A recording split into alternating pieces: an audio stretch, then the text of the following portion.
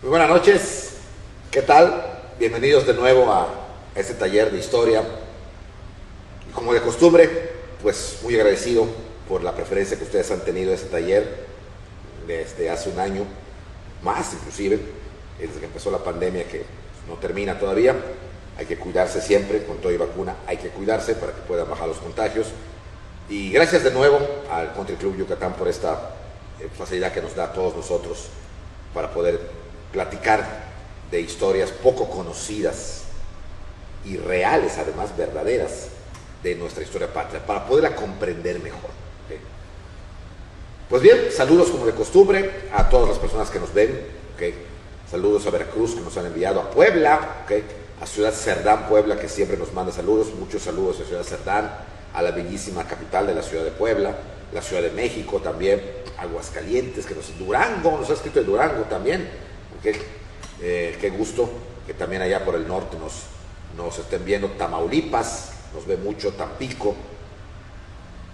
Les agradezco mucho. A los Estados Unidos, nos ven también en California, en Texas, y en toda nuestra bellísima República Mexicana, que nos ven aquí por el sureste, por la ciudad de Mérida, Valladolid, que también nos ve, Tizimín, y en el estado de Quintana Roo, pues nos mandan saludos siempre de Cozumel, de Chetumal.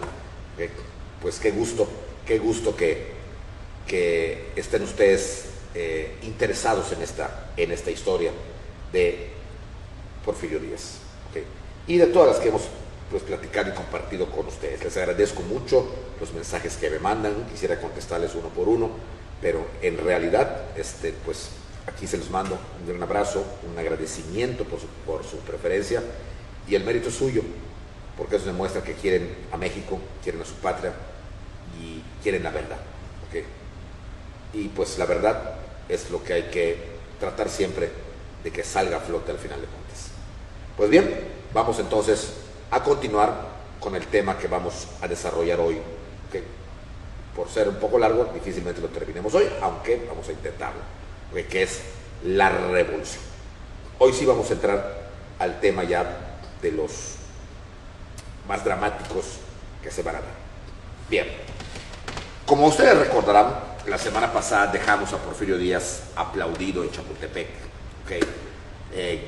Le gritaban vivas por ambos bandos, digo ambos bandos, por las clases sociales, tanto las políticas como las del pueblo. ¿Okay? Y era el ídolo de ídolos. ¿Okay? Y septiembre terminaba en una fiesta apoteósica para don Porfirio. Nadie podría imaginarse, nadie, que menos de 2 meses después fuera a pasar lo que pasó. Nadie, absolutamente nadie. Y bien, pero antes de entrar a lo que es ya la revolución, vamos a seguir nuestro orden cronológico y seguir a nuestro hombre, que en este caso es Madero, para saber qué fue lo que ocurrió. ¿Okay? Bien. Madero fue liberado, evidentemente no había ni cargos ni delito que perseguir de él, y salió de la cárcel de San Luis. De hecho, lo fueron a buscar principalmente su esposa, doña Sara Pérez, que movió cielo, mar y tierra junto con su cuñado de ella, hermano de Francisco, que era Gustavo, el hermano que más lo quería. Y ahí, en la puerta de la cárcel de San Luis, como era costumbre en esa época, y creo que todavía lo sigue siendo hasta hoy de los que salen, ¿okay? Salía Madero, ¿okay? Según lo describen, con una barba ya un poco mal cortada, ojeroso, una camisa toda medio sucia y su saco de un brazo. Y al ver a Sara Pérez, Sarita, la abraza, Pancho, por fin, te extrañé mucho, yo a ti, Sarita, y yo a ti, ¿okay? Y a Gustavo. Ya a Gustavo también lo abrazan y se trasladan con él a una casa que Gustavo había rentado en la Ciudad de México, ¿okay? Para analizar qué iban a hacer ahora. ¿Okay? Y aquí viene la cuestión, dos cosas. Uno, Madero estaba molesto porque no lo habían dejado participar, y a la mala, se dio cuenta que efectivamente no era fácil combatir a los porfiristas.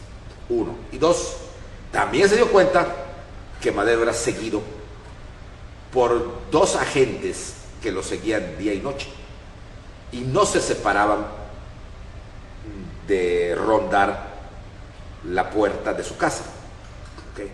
Que de hecho estaban con él casi hasta se echaban cuando se estaba bañando. Se dio cuenta que no tenía libertad, salía a comer, por ejemplo, con Gustavo y con su esposa de Madero, y de repente veía a los tipos en otra mesa. Estaban muy descarados.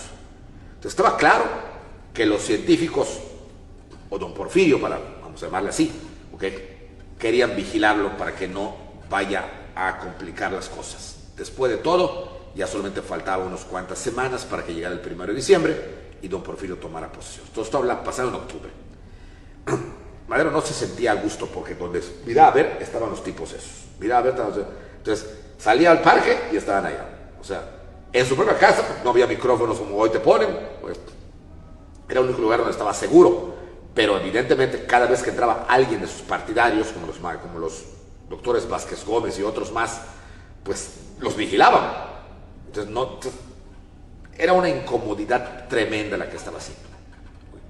Los Flores Magón le vuelven a escribir y le vuelven a decir que ahí está, aquí la única manera es la metralla, y se vuelven a ofrecer como amigos de Madero.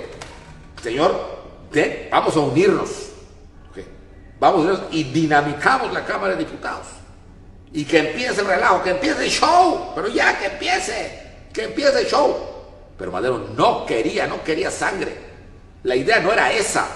Y muy probablemente, aunque esto ya no lo escribió, los espíritus le aconsejaban que, como una cuestión espiritualista, no se trataba aquí de derramar sangre.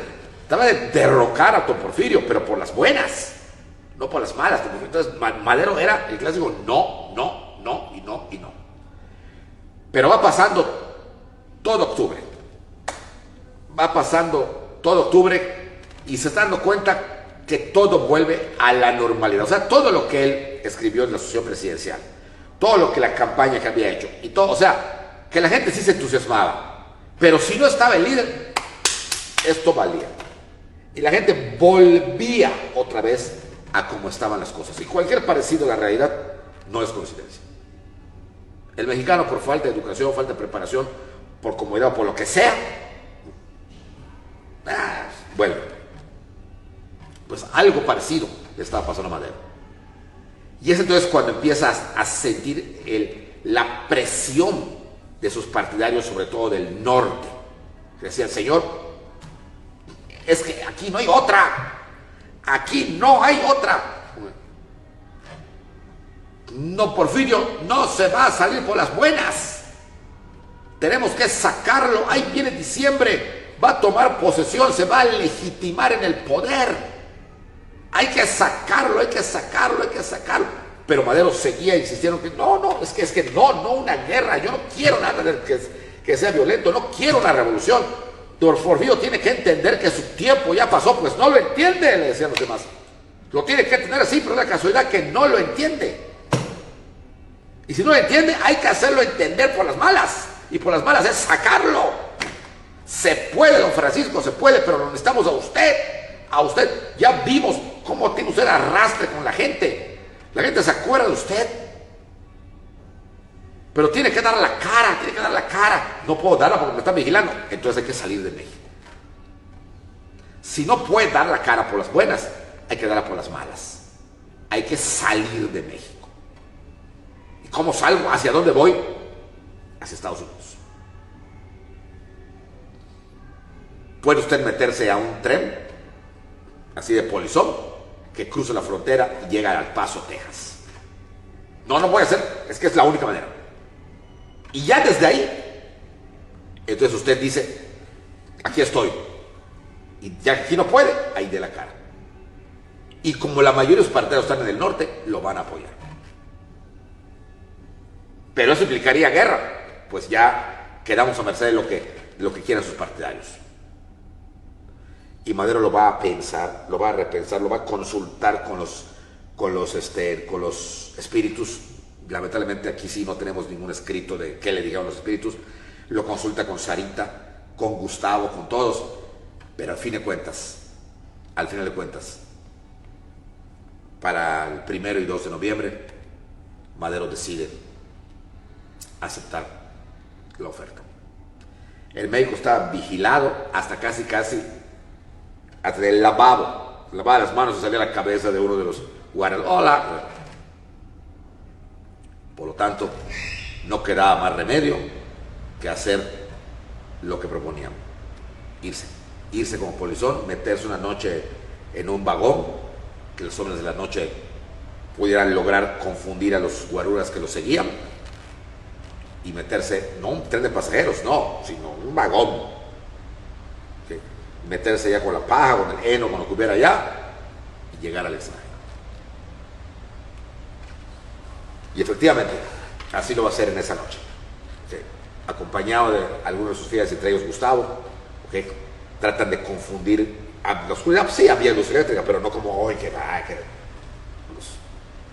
el alumbrado público no era así, no en todos lados estaba. Entonces logra confundir a los guardaespaldas, que nos lo van a seguir hasta la estación de tren, pero nunca se imaginaron que se metiera a un vagón donde estaban los animales. ¿Okay? Y es ahí cuando sube Madero que dice estas palabras que nos recuerdan en los libros de historia. ¿Okay? Voy a hacer lo que no quería hacer, un revolucionario. Esto era lo que yo no quería. Fíjense, muy interesante. Madero no estaba convencido de ser revolucionario. Y entonces parte el vagón, los guaruras lo pierden, el vagón llega al Paso y ahí sale Madero. Ya le habían escrito Gustavo que iba a llegar allá a sus partidarios, cruzan la frontera y ahí reciben a Madero. Okay. Pero no solamente están los partidarios, también hay varios norteamericanos ahí, representantes de las compañías petroleras en México, que tampoco estaban a gustos con don Porfirio por aquello que les conté en clases pasadas, donde ellos querían el monopolio de la explotación petrolera en México, y don Porfirio lo había dividido de tal forma para equilibrar las balanzas entre Inglaterra y Estados Unidos. Recuerden que les dije que para eso llegó el presidente William Taft y que no hubo ninguna regla. Ellos estaban resentidos y para ellos tampoco les convenía ya que siguiera don Porfirio. Otros 6 años aquí implicaba pérdidas millonarias para las empresas petroleras que querían el dominio petrolífero de nuestro país. Entonces, si había un tipo que estaba descontento, que tenía partidarios que se estaban violentando, había que empujarlo. No precisamente que, como dice don Alfonso Tarracena, que la revolución vino del norte y que la planearon los gringos. No fue así. Los norteamericanos se van a aprovechar del descontento de un grupo fuerte, del descontento del grupo norteño principalmente, y los van a abanicar y les van a dar lana, armas, precisamente para que cayera don Porfirio. Ahora, era evidente que eso no era gratis. Había que comprometer a Madero, que cuando llegara al poder le entregaría el monopolio petrolífero a los norteamericanos. No hay un documento escrito que lo diga, pero los norteamericanos, que eso sí está comprobado claramente, que actuaron en contra de Porfirio Díaz y a favor de Madero, no hacen nada gratuitamente. Que quede claro. ¿Okay? No es por el bien de la democracia. No. Tenían sus intereses. Y el interés más claro que tenían en nuestro país era el petróleo. Por lo tanto, como dice don Alejandro Rosas, el gran historiador, claramente dice de que es muy factible que en forma verbal hayan hablado con Madero y Madero haya asentido. Probablemente no entendió que le pedían, probablemente lo dijo para conseguir un apoyo, no lo sabemos, pero de que lo apoyaron o no lo apoyaron, eso no cabe la menor duda. ¿Por qué? Porque Madero se va a mantener en El Paso, Texas, casi todo el mes de noviembre de 1910. Y Porfirio Díaz lo va a saber y va a pedir que lo detengan y que lo extraditen. Y no lo hicieron los norteamericanos. ¿Cómo vas a saber que estaba allá? Porque el 5 de noviembre de 1910, Madero publica un plan que ya había hecho en la cárcel de San Luis Potosí, pero que lo tenía guardado porque no quería sacarlo a la luz. Y por eso el plan se llama Plan de San Luis. Que usted cree que San Luis, Missouri, no, o sea, San Luis Potosí, pero no lo sacó en San Luis. ¿Ok? Según parece, al menos lo que sabemos, Madero afirmó que se lo habían dictado los espíritus. Hay mucha contradicción para los historiadores que afirman esto, porque habla de una revolución y los espíritus no querían eso. Bueno, estamos hablando ya como si fuera algo material, ¿verdad? Pero al menos Madero nunca dijo que pretendieran eso. ¿Okay? Probablemente lo hizo él, ¿okay? En un afán de estar molesto por lo que había pasado, pero no lo quería poner en práctica.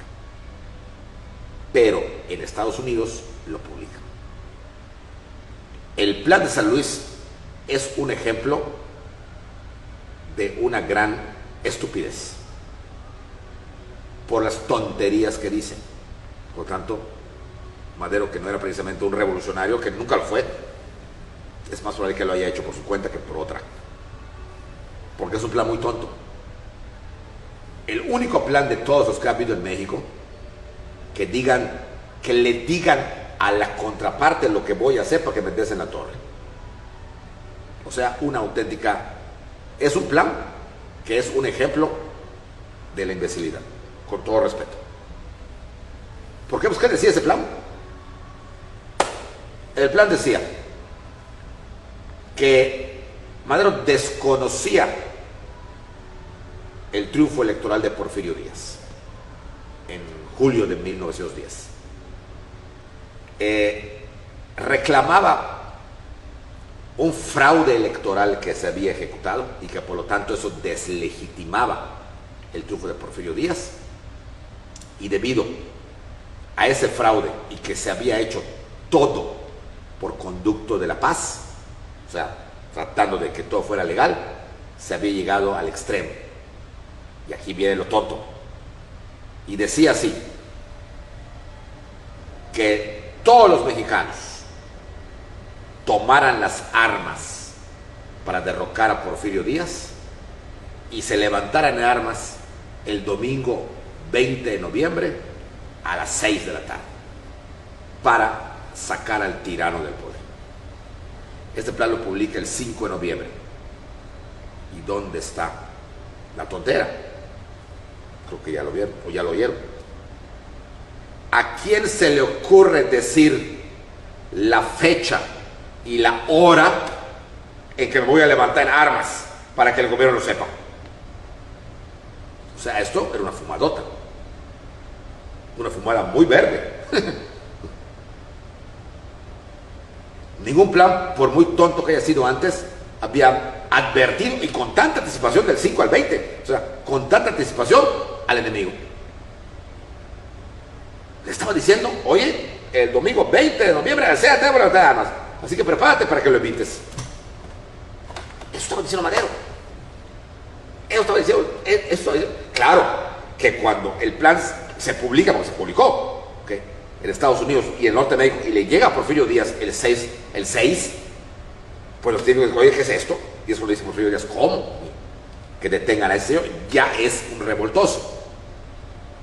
Porque además le llamaba Plan de San Luis, pero firmaba Brownsville, Texas. Además, ponía la dirección donde él estaba. O sea, Madero no era un político. Por eso Alejandro Rosa le llama, bueno, sin contar al presidente actual que todavía no ha terminado, ¿okay?, el peor presidente que tuvo México en el siglo XX. Bueno, no es el siglo XX, que tuvo el siglo XX. O sea, esto, por favor, hasta, ya no digamos por inteligencia, por sentido común había que ponerlo. Por eso sabían dónde estaba. Y por eso los griegos lo van a proteger. Pero no solamente pasa eso. Ya sabiendo Porfirio Díaz y los científicos que el 20 de noviembre a las 6 de la tarde se iban a levantar en armas, pues lo lógico era evitar ese levantamiento. ¿Y qué se hace? Lo que haría cualquier gobierno que se precie de serlo, legítimo o dictatorial o lo que sea. Evitar. ¿Y cómo lo van a evitar? Las dos estrategias que armó Porfirio Díaz. Mandar al ejército a patrullar las principales ciudades donde sabía que había fuerzas, o sea, tenía más partidarios Madero. O sea, estar patrullando eso. Eso fue lo primero que va a hacer. Y dos, la lista de los principales personajes maderistas de cada estado que pudieran ser considerados peligrosos. Que también la tenía el gobierno, el gobierno lo tiene todo. Y en base a esto, entre el 6 de noviembre y el 20, va a haber una racia. Porque el ejército va a estar patrullando ciudades como Guadalajara, como León, como Monterrey, como Saltillo, como Hermosillo. Okay, van a estar patrullando todo esto. Y al ver la lista de los personajes, había algunos muy conocidos, okay, como ya Madero estaba hablando de una rebelión, okay, se gira orden de cateo para catear las casas a ver si había armas contra esos, con armas escondidas. Y muchos caen al bote, inclusive los hermanos Vázquez Gómez. Caen al bote. Es cuando se pelan los Flores Magón, ¿okay? Y como de costumbre agarran otra vez al pobre de Ricardo, y otra vez tanque. Él comió tanque un montón de veces. Y van cayendo. Van cayendo. Hay una parte importante de esto, y que, como dicen los autores modernos, más culpable es Madero por su imprudencia e impericia como político que Porfirio Díaz. El caso de Aquiles Cerdán en Puebla. Aquiles Cerdán era maderista y tenía armas en su casa y estaba en la lista. Si no hubiera cometido tal imprudencia y tal estupidez Madero en redactar un plan como lo redactó, no hubiera pasado nada. ¿Qué ocurrió? Que cuando se presentan a catear la casa de los Cerdán, se niegan a abrirles. Y aquí algo que no nos dicen: los primeros que dispararon fueron los hermanos Cerdán. Carmen Cerdán, que era así muy entrona, pues, fueron los primeros que dispararon. Entonces lo mandan al ejército. Puebla está junto a México. Y entonces se arma el tiroteo en la casa de los Cerdán. El ejército toma la iglesia que está frente a la casa. Hoy en día la casa de los Cerdán es un museo. Se puede visitar, está muy bonito. ¿Okay? Y enfrente está la iglesia. Ahí tomaron los techos y fueron disparando hasta que entraron a la casa de los Cerdán. Cuando entraron, Aquiles se mete a una especie como de sótano que estaba en la casa, ¿okay? Mientras se agarraban a todos los demás los agarraron, ¿okay? Pero como Aquiles padecía asma y estaba muy húmedo allá abajo, no midió que ya no estaban los soldados. Entonces salió. Entonces cuando salió, estaba junto a un soldado ahí, lo vio, ¿okay? Y el soldado automáticamente disparó, ¡pa! Y lo mató. Es lo que durante mucho tiempo se le consideró como un mártir de la revolución Aquiles Cerdán. ¿Okay? Pero viéndolo bien, ¿okay? Sí fue, lo mataron feamente, no cabe la menor duda.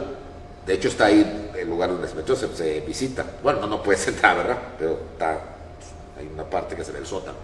¿Okay? Yo estuve ahí hace un tiempo. Se visita la casa. Pero eso fue una imprudencia de Madero. Y entonces, ¿qué ocurre el 20 de noviembre? Pues, aunque lo celebramos porque es la fecha, y ya no lo celebramos tanto, ya el 20 de noviembre ya pasa agachado, por así decir, a menos que caiga el lunes. Eh, el 20 de noviembre, pues no pasó gran cosa. Y no podía pasar porque el ejército estaba preparado, vigilando todo lo que estaba pasando. Tan es así que don Francisco I. Madero, que estaba auténticamente perdido en el espacio, el 20 de noviembre cruza la frontera y se va a Ciudad Juárez.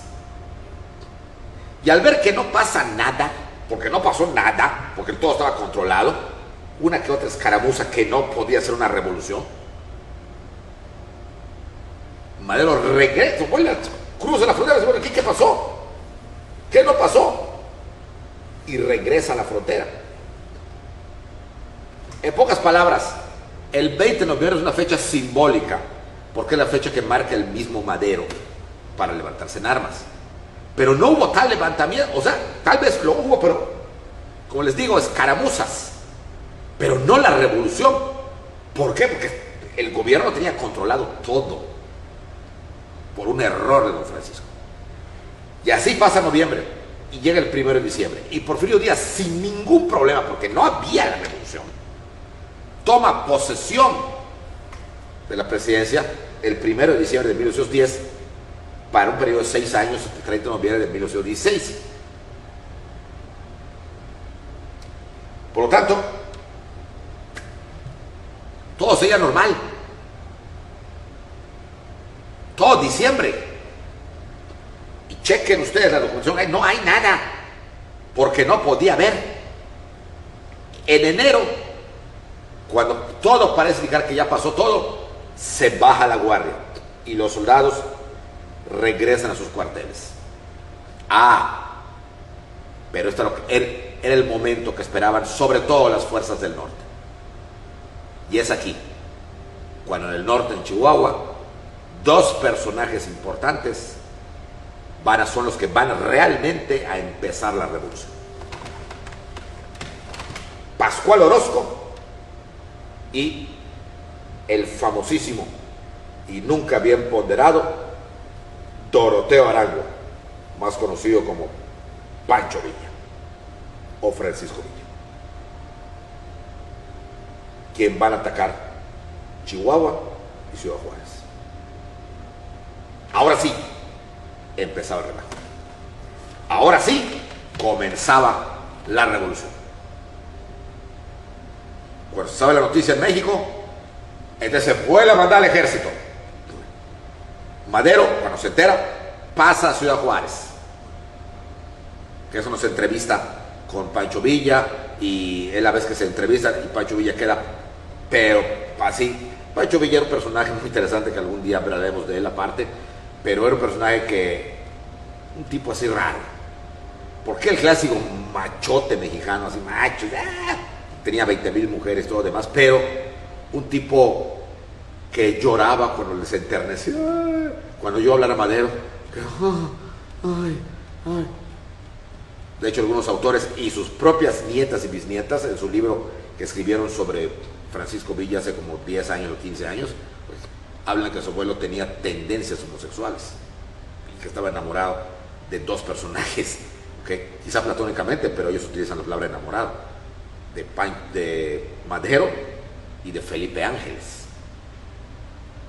¿Verdad o mentira? El hecho es que sí era un tipo de contrastes, así como lo mismo te ponía, ¡maldito perro! Pasa, te mataba, luego te ponía a llorar, ¡ah! Era como bipolar Francisco Villa, pero era un genial militar. Por lo tanto, pues imagínense, Pancho Villa vence a la guarnición militar que se encontraba ahí en Chihuahua. Esto hace que Díaz mande al ejército. Pero, oh sorpresa, un ejército mexicano anquilosado por la falta de práctica,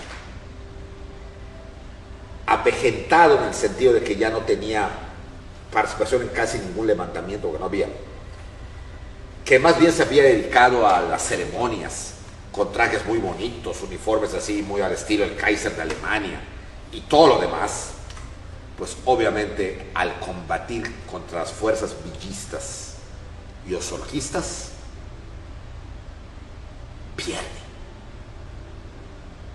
Y la derrota del ejército, no pueden ustedes imaginar, como dice Carlos Tello Díaz en su obra El exilio, la depresión que la derrota del ejército, hecha por un puñado de bandoleros, como les decían en México a Villa y a Orozco, haya sufrido el gobierno mexicano. Porfirio Díaz, que siempre se sintió militar, un hombre de cuartel, era un hombre de soldado a carta cabal, no podía creer que ese ejército, que todavía, recuerden que él tenía su mente en el siglo XIX, que ese ejército que había vencido a las tropas francesas, a las tropas de Leonardo Márquez, vencido a Lerdo, ahora haya sido vencido por un grupo de fascinerosos. Porfirio Díaz cae en un estado de depresión gruesa. Estamos hablando ya de febrero, marzo, abril de 1911. Para colmo de males, Porfirio siempre había padecido de las encías, pero en estos meses y semanas le empieza un dolor de encías espantosísimo. Uno decía que ya no podía ni hablar, tenía que ponerse aquí, y nadie, por más que venían los dentistas a verlo, no daban con uno, o sea, le ponían, y como era tan fuerte el dolor, cada vez le interrestaban pastillas de opio para drogarlo y que le pasara el dolor. O sea que llega un momento que estaba así medio. Por eso decían que se dormía ya sus últimas semanas y meses constantemente. Se ponía la mano así, y no podían hablar porque te apretaba las encías por el dolor de encías que ya tenía. Y entonces, lo nunca visto en 30 años. Porfirio se encierra en su cuarto en la calle Cadena, en la casa Cadena, no en Chapultepec, en su casa. Deja de ir al Palacio Nacional y a Chapultepec. Escándalo. ¿Qué le pasa a don Porfirio? Deprimido por lo que estaba ocurriendo, con el dolor de encías tremendo y sobre todo drogado con el opio que le daban, se podía decir que don Porfirio ya no podía seguir. Sin embargo, nadie pensaba en una renuncia. Y llegamos así a mediados de abril de 1911. Los informes de lo que pasaba en el norte eran gravísimos.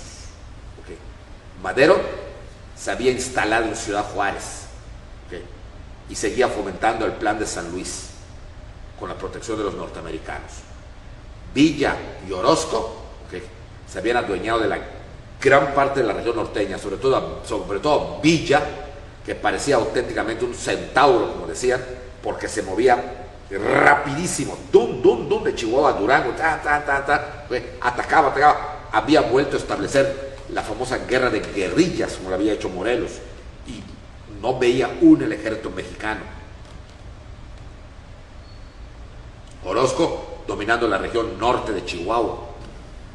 Para colmo de males, en Morelos, aprovechando el relajo, también estalla una rebelión, en donde exigían que se le reconocieran a los campesinos los títulos de propiedad que la corona les había dado desde la época novohispana, y entre ellos estaba el famosísimo Emiliano Zapata, quien exigía que se le reconocieran los títulos que la corona les había dado, porque no se los estaban reconociendo, y los nuevos hacendados, entre ellos el yerno de Porfirio Díaz, don Ignacio de Torre y Mier, estaba adueñado de un montón de tierras, cuando ellos decían estos son los títulos que valen, y los decían, no, la colonia ya pasó, todo quedó derogado a partir de la independencia. ¿Pero por qué? Decían los había reconocido todo. Entonces empiezan los problemas en algunos estados, sobre todo Morelos, que era el más cercano a México, y Porfirio recluido, solo Carmelita lo podía ver, y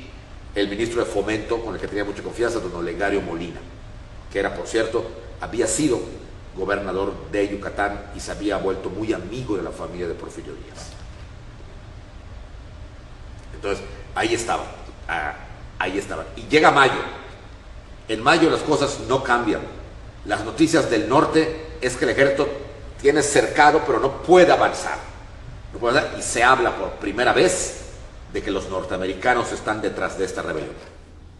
Esto hace que Porfirio Díaz quede en un estado de shock más grande. Si los Estados Unidos estaban realmente detrás de la revolución, no había nada que hacer. No había nada que hacer. Porque esto implicaba que les iban a dar armas, dinero y todo el apoyo. Y el ejército no podría contenerlos. Fíjense cómo se le va desmoronando a Porfirio Díaz. Así, parecía que el edificio estaba muy... No había pasado ni un año de las fiestas del centenario. Se le empieza a desmoronar todo. Y la cereza del pastel, aunque dicen que no fue esa, sino fue otra que les voy a contar. Pero esta es vamos a llamar la más conocida y la que nos narran la mayoría de los autores. Las protestas multitudinarias que encabezaban la nueva clase social media, alta, estudiantil en la Ciudad de México contra Porfirio Díaz, que salen gritando: muera, muera Porfirio Díaz, fuera Porfirio Díaz, con pancartas que hablaban: fuera el dictador, que no cumple su palabra, fuera, fuera Porfirio Díaz. Inclusive llegan a atacar y a quemar el Diario del Hogar, que era el diario oficial de Porfirio Díaz, ¿okay? Y esto ya implicaba violencia en plena Ciudad de México. La multitud, que a eso le encanta, cuando hay relajo, entran todos,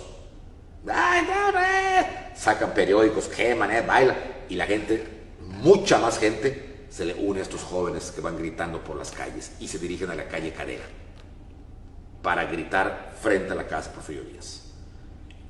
Inmediatamente los científicos acordonan 4 cuadras para que no pasen por ahí, con caballos, una caballería, con armas, y se ponían violentos, dispararían.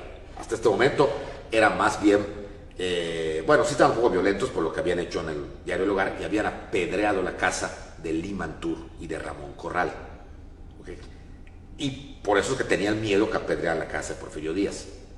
Pero por lo general la mayoría eran gritos de fuera Porfirio Díaz, muera Porfirio Díaz.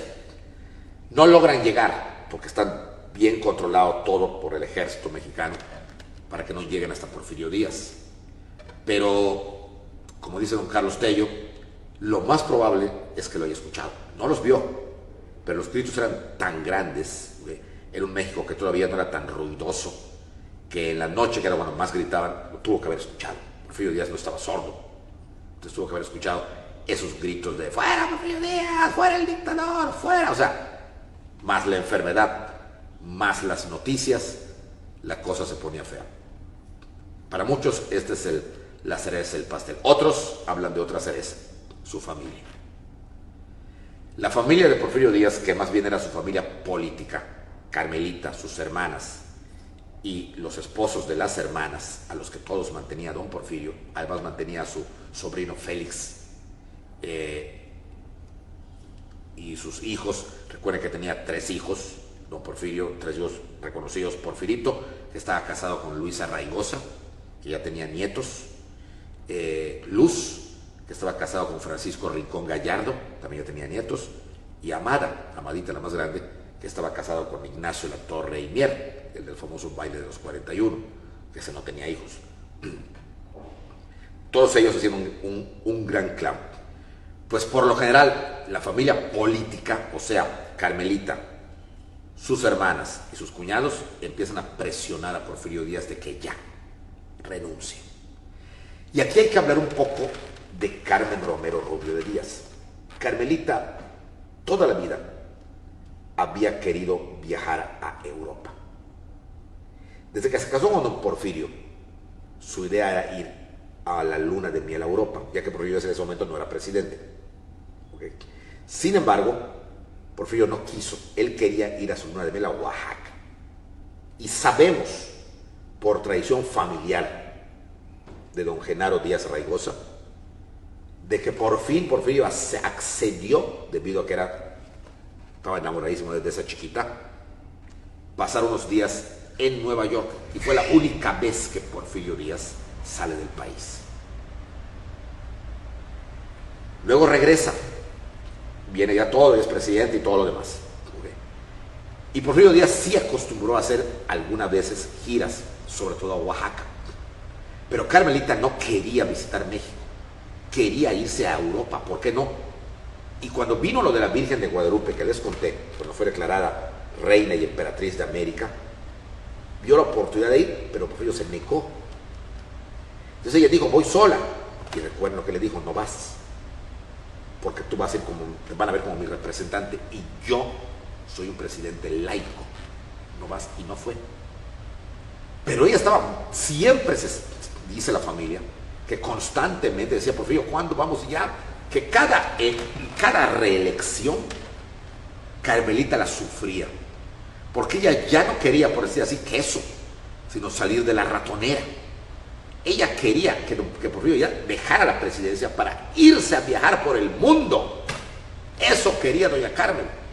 Y también las hermanas, porque eran las mantenidas de Porfirio Díaz, que ya no tenía parientes cercanos, más que su sobrino Félix. Bueno, y sus hijos, obviamente. Entonces, le estaban dale, y don Porfirio nunca quiso, y siempre fue reelección, que es lo que nos cuentan los libros de historia política de México. Pero esta parte interna no nos lo dicen. La que menos contenta estaba en cada reelección era ella, porque sabía que se le acababa su viaje. Y para este entonces, claramente ya tenía casi 50 años y sentía que el tiempo se le iba y no conocía Europa. Y todas sus amigas conocían Europa. Y hablaban de lo que estaba de moda, Coco Chanel y todo eso, y quería ir. Entonces, cuando oyen lo de fuera Porfirio Díaz, era la oportunidad de convencerlo, y esa es la otra versión, de que ya se vaya. ¿A qué te quedas, Porfirio?, le decía Carmelita. No te quieren. Vámonos ya, vamos a Europa, Europa nos espera. ¿Okay? Tenemos dinero, podemos irnos a Europa, todos juntos, nos vamos todos. Nos vamos Firio era Porfirio Díaz Ortega.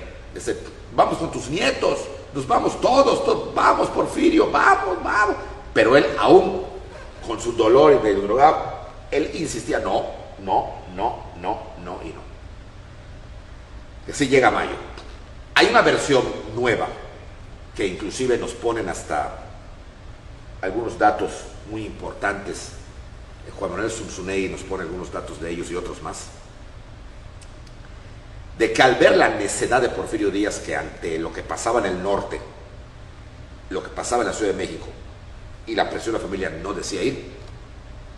Aquí se cuenta, pero esto no hay documentos, de que los Estados Unidos intervienen directamente.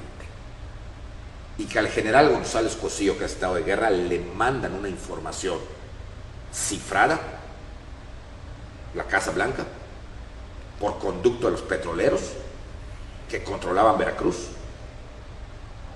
en donde le decían ya descaradamente a Porfirio Díaz que renunciara a la presidencia, y que si no renunciaba, textual lo digo, bajo cualquier pretexto, invadirían México vía Veracruz, ya que ese era el camino norteamericano, ahí estaban los petroleros. Si esto es verdad, ya sabemos cómo es que una pequeña revolución, porque no fue la grande, va a lograr derrocar a un monumento gigantesco que era el porfiriato. Porque efectivamente, el 25 de mayo de 1911, Porfirio Díaz manda llamar, o mejor dicho, pide que entre a su cuarto únicamente Olegario Molina. Ahí en la casa que estaban reunidos todos, toda la familia, los políticos, y mantuvo, ¿qué va a hacer? Y solo Olegario Molina entró. ¿Y qué pasó allá adentro? No vayan a pensar mal, no. Eran dos ancianos. Porfirio le dice, Ole, ha llegado el momento.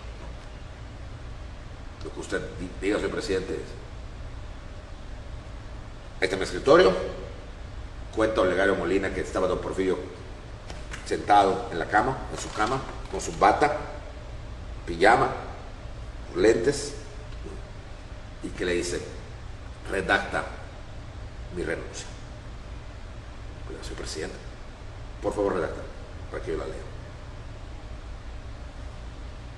Y Olegario Molina redacta la renuncia de Porfirio Díaz. Después de varias correcciones, la renuncia queda más o menos en que don Porfirio decide renunciar. Antes dice lo siguiente, y parece que fue sincero, cuando dice que debido a que bandas innumerables se han levantado contra su persona y que él no sabe el motivo por el cual están levantadas las armas, esas personas, parece sincero, no lo sabían, bien había por qué se habían levantado contra él. Y él, como amante presidente de México que es, no piensa derramar sangre mexicana para mantenerse en el poder. Así lo dice. Por lo tanto, si la voluntad del pueblo mexicano, como antes fue que él dirigiera sus destinos, ahora es que no los dirija, presento mi renuncia ante este honorable cuerpo legislativo. Así quedó, la leyó y la firmó. Era el 25 de mayo de 1911. Ese día terminaban 35 años de porfiriato. Una era se acababa en el país, controvertida, para unos de mucha modernidad, para otros de dictadura. Se terminaba la era de Porfirio Díaz. Ese 25 de mayo, cuando se abre la puerta y sale Olegario Molina con los ojos rojos, lagrimando, que dice, ha firmado su renuncia. Ahora quiere que se lleve la renuncia al Congreso. ¿Y qué va a pasar? Esto lo veremos la siguiente semana a la misma hora. Pues muy bien, gracias por estar pendientes de esta serie.